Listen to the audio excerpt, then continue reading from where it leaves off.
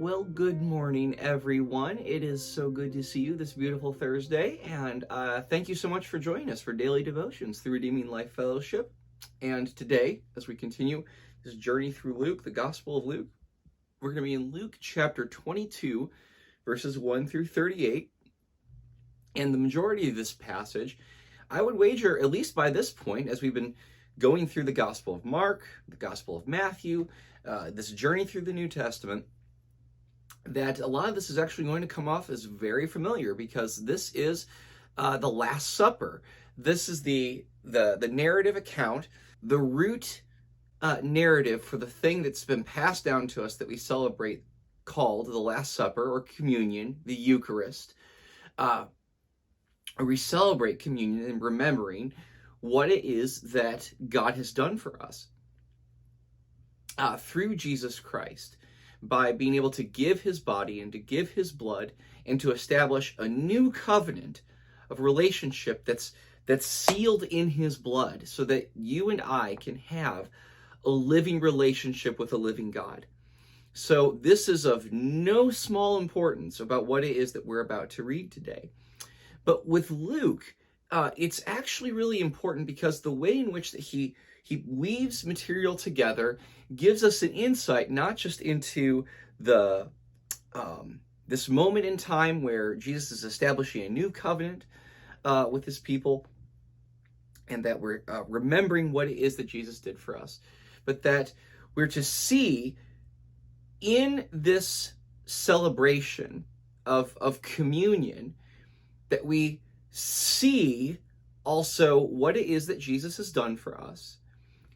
And we're to understand or to see in that what it is that Jesus did. And if we're followers of Jesus, how what we're seeing is supposed to be an example for you and for me. So that by remembering what it is that Jesus has done for us, and we're followers of Jesus, we're supposed to understand how it is that what we see in communion is meant to be an example for you and I. And let's maybe think about it this way, because here in this moment, there's also going to be some debate between the disciples about who's the greatest. And which is really interesting because by this point, we remember that Jesus has become a very popular, powerful, authoritative figure in the eyes of the people, so much so that he's even, challenging the existing powers and authorities and voices of influence, so that by following Jesus, the status and the power associated with that status of all the disciples has risen exponentially. They're somebody in the eyes of the world.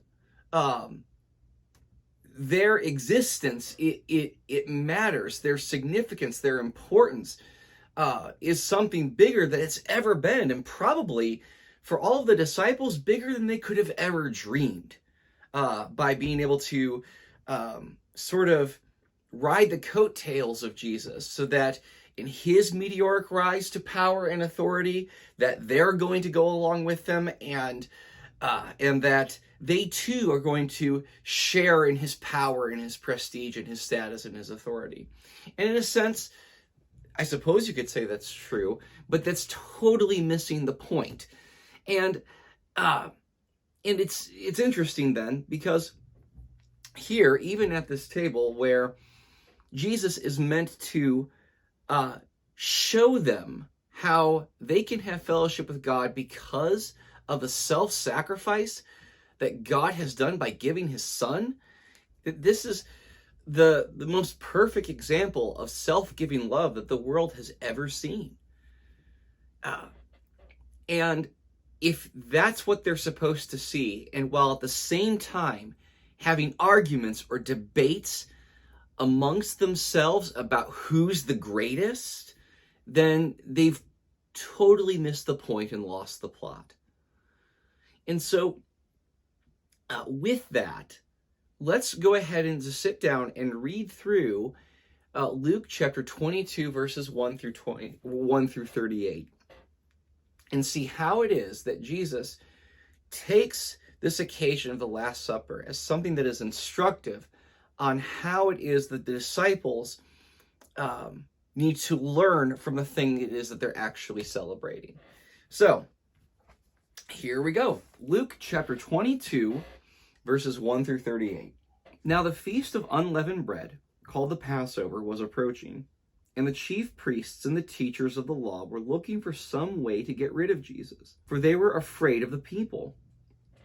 Then Satan entered Judas, called Iscariot, one of the 12, and Judas went to the chief priests and officers of the temple guard and discussed with them how he might betray Jesus. They were delighted and agreed to give him money. He consented and watched for an opportunity to hand Jesus over to them when no crowd was present. Then came the day of unleavened bread, on which the Passover lamb had to be sacrificed. Jesus sent Peter and John, saying, "Go and make preparations for us to eat the Passover." "Where do you want us to prepare for it?" they asked. He replied, "As you enter the city, a man carrying a jar of water will meet you. Follow him to the house that he enters, and say to the owner of the house, 'The teacher asks, where is the guest room where I may eat the Passover with my disciples?' He will show you a large upper room, all furnished. Make preparations there." They left and found things just as Jesus had told them, so they prepared the Passover. When the hour came, Jesus and his apostles reclined at the table, and he said to them, "I have eagerly desired to eat this Passover with you before I suffer. For I tell you, I will not eat it again until it finds fulfillment in the kingdom of God." After taking the cup, he gave thanks and said, "Take this and divide it among you. For I tell you, I will not drink again of the fruit of the vine until the kingdom of God comes." And he took bread, gave thanks, and broke it, and gave it to them, saying, "This is my body, given for you. Do this in remembrance of me." In the same way, after the supper, he took the cup, saying, "This cup is the new covenant in my blood, which is poured out for you. But the hand of him who is going to betray me is with mine on the table. The Son of Man will go as it has been decreed, but woe to that man who betrays him."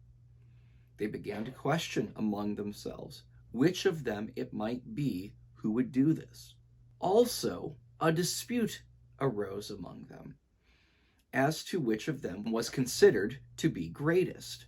Jesus said to them, "The kings of the Gentiles lord it over them, and those who exercise authority over them call themselves benefactors." Now let's pause there for a second.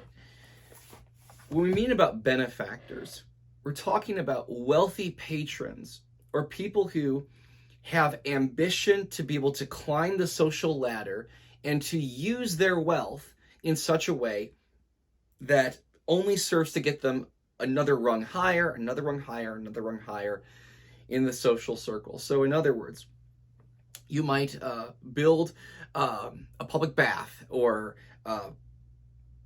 put on entertainment, or build roads, or a marketplace, and do so in a way that is inscribed with your name, that's attributed to you, so that everyone who enjoys this public service will be ingratiated to you, and so that if you're wanting to run for Senate or another public office, they're going to want to vote for you, which is going to get you up higher, and then it gives you more wealth and power so that you can be an even stronger benefactor and do more public services, which then ingratiates the people even more so to be able to elevate you up, and so on and so forth until who knows however high that you can get before you die.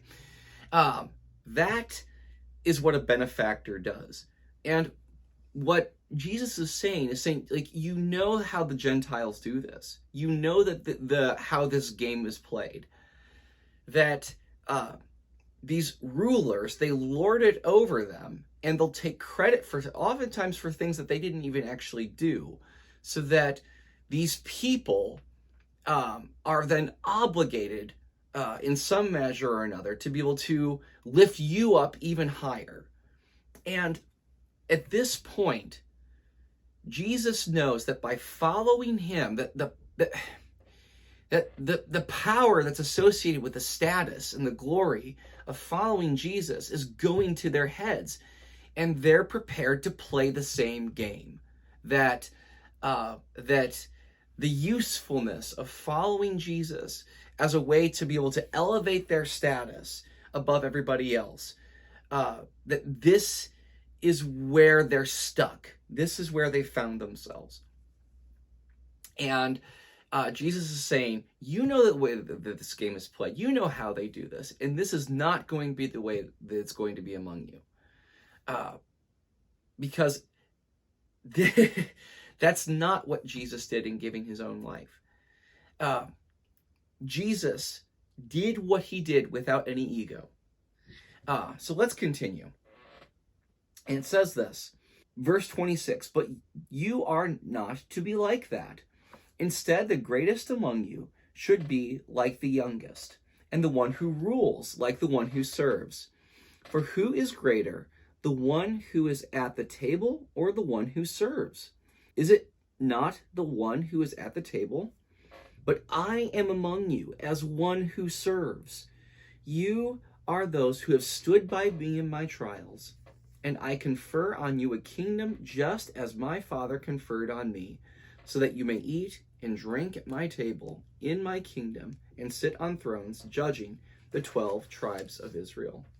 Simon, Simon, Satan has asked to sift you as wheat. But I have prayed for you, Simon, that your faith may not fail. And when you have turned back, strengthen your brothers. But he replied, Lord, I am ready to go with you to prison and to death. Jesus answered, I tell you, Peter, before the rooster crows today, you will deny 3 times that you know me. Then Jesus asked them, when I sent you without purse, bag, or sandals, did you lack anything? Nothing, they answered. He said to them, but now if you have a purse, take it, and also a bag. And if you don't have a sword, sell your cloak and buy one. It is written, and he was numbered with the transgressors. And I tell you that this must be fulfilled in me. Yes, what is written about me is reaching its fulfillment. The disciples said, see, Lord, here are 2 swords. That is enough, he replied. So the drama is getting extremely tight, not least because the disciples have in their minds one thing, and Jesus has in their minds totally another. And so as we celebrate communion, let's remember the sort of thing that Luke wants us to remember, is to how this is an example, the most perfect example of self-giving love, selfless act of sacrifice in order to save the unlovable.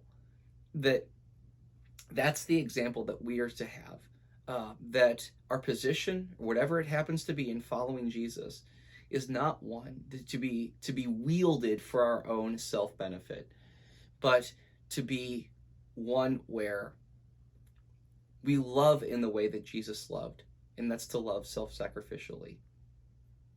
And so with that, thank you so much for joining us for Daily Devotions. It's been a pleasure. And as you can see, I've got Luca, who wanted to make a surprise appearance again. Hi, Luca. How are you doing? And so if you haven't subscribed to the YouTube channel or check out our podcasts, you can find connections to be able to give to this church plant that we're working on here in Whitley County. And I pray God would bless you and keep you, sustain you, and that each and every one of us will become more like Jesus after what it is that we've read today. So, do you want to say goodbye? Say, bye-bye. I love you all so much. Oh, yes, you're a good cat. All right, I'll see you guys next time. Take care.